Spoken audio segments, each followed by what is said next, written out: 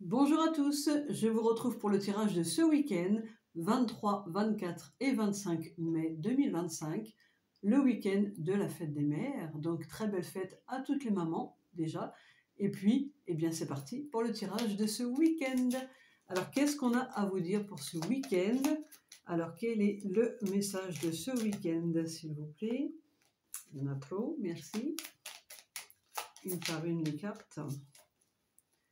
Alors, quel est le message de ce week-end? Message positif.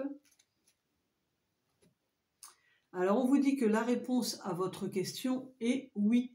C'est positif. Vous êtes en train de vous poser des questions actuellement, une en particulier, et on vous dit que la réponse est oui. Alors, quelle est la suite de ce message positif, s'il vous plaît? Alors, quelle est la suite de ce message positif en ce week-end de fête des mères? Oula, oula, oula, oula. Trop de cartes. Une seule carte, s'il vous plaît. Je regarde s'il n'y en a pas une qui était tombée en même temps. Alors, la suite du message, s'il vous plaît.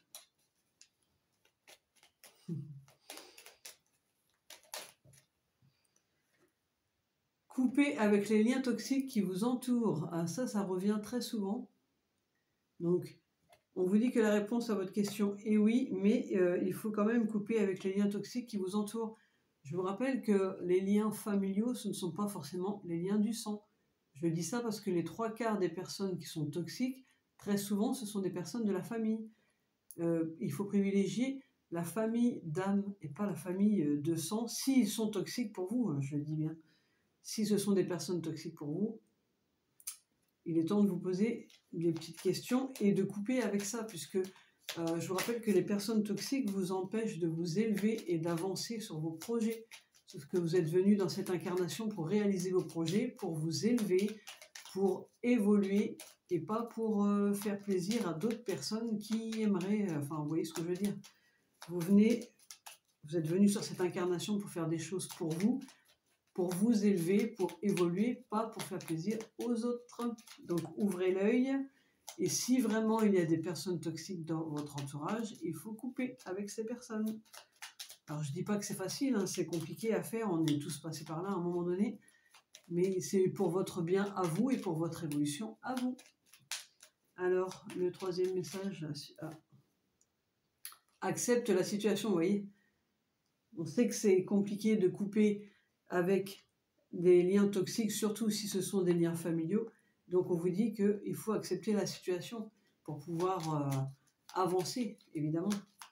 C'est compliqué parfois, mais il faut se prioriser. Parce que se prioriser, c'est pas être égoïste, hein, c'est penser à soi, à sa santé, à son bien-être. Puisque je vous rappelle que le cadeau numéro 1, c'est la santé. Et quand vous êtes entouré de personnes toxiques, au bout d'un moment, vous perdez votre santé mentale et psychologique surtout. Donc, préservez-vous, protégez-vous.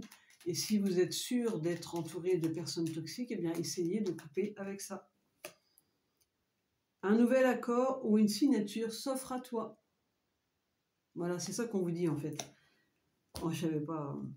En fin de compte, on vous dit que vous vous posez une question depuis longtemps et que la réponse est oui. Alors certainement en lien avec une personne toxique que vous pensez qu'elle est toxique. Donc là, on vous dit, on vous confirme de couper avec cette personne toxique et on vous confirme que vous avez raison. Et puis, on sait que c'est une situation assez difficile à accepter, mais on vous demande d'accepter la situation pour pouvoir accéder ensuite à votre nouveau contrat ou à votre nouvelle signature de contrat, ou un nouvel accord par rapport à une autre situation, hein. Ça peut être un achat immobilier ou quelque chose comme ça. Mais il faut faire ce travail de couper avec les liens toxiques et surtout d'accepter la situation. J'ai pris un oracle coloré pour avoir un complément de message. Alors, bleu nuit. Bleu nuit. Je me pose ma question avant de m'endormir et je suis attentif à mes rêves. Ça rejoint un peu la question. Donc, si vous voulez être sûr de ce que vous pensez, qu'on vous a confirmé que la réponse à votre question était oui, mais si vous voulez être sûr, eh bien, posez la question avant de dormir à vos guides, à l'univers, à qui vous voulez, à ceux en quoi vous croyez surtout, posez-vous la question à vous intérieurement. Vous pouvez la dire à voix haute également. Donc, posez cette question avant de dormir.